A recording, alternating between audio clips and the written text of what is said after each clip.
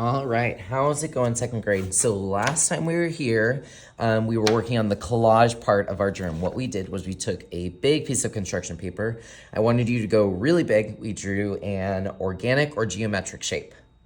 Hopefully you said organic. Organic means it does not have a name. It's just crazy. It's like nature. It's just free-flowing. It's made up.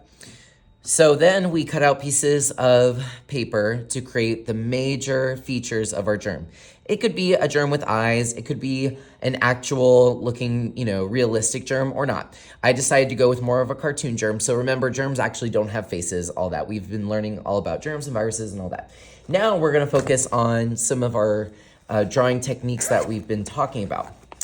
So let me start with value. So I want to see that you guys know how to do value. Value is how you can create shadow and make your germ look real. So what I want you to do is I want you to take either a crayon, a colored pencil would work great too, and I want you to find a darker version of the color that you're using for your germ today. So for instance, I could take a brown or I could take a dark orange, and I want you to color in the sides of your germ or wherever you think that there's shadow. What this is gonna do is it's going to make it look real. Ooh, okay. Now, if you wanna still work on the paper part, is that okay? Absolutely. If you want arms, if you want things hanging off your germ, maybe your germ is holding a sign that says, wash your hands. Awesome, amazing. But I do wanna see a little bit of value. Value is how we know something looks 3D. So maybe around his eyes is a little bit of value too. Maybe around his nose is a little bit of value. Maybe there's some kind of cheek action because he's smiling, okay? So think of areas where you could have value. So I'm gonna quickly go around and do that. All right, next up, we're gonna talk about hatching and stippling. So I want you to take a look at my hand. Hopefully it'll focus. Do you see the little lines in the top of my fingers? There very rarely is anything in life totally flat. Even germs, even the table has lines in it.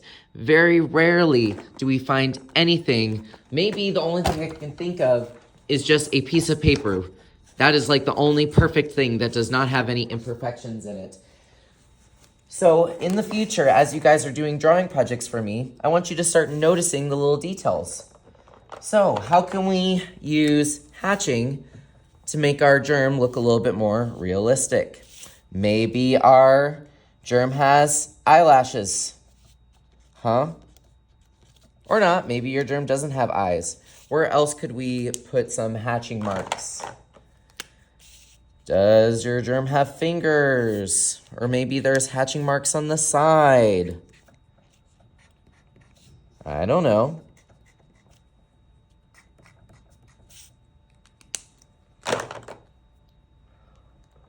We also talked about scribbling. Now, we're not talking about baby scribbling, but scribbling is a way you can show texture. Texture is anything that you can feel. Germs are not flat. We're taking this piece of paper, we're making it look 3D. Germs are slimy, they're gross, they're disgusting, unless you made yours cute. In that case, sorry for calling your germ disgusting. But that's another way that you can add texture. Another one, we talked about dots, stippling. Are you gonna give your guy freckles? Or maybe your germ is disgusting, give it some dots, make it look gross.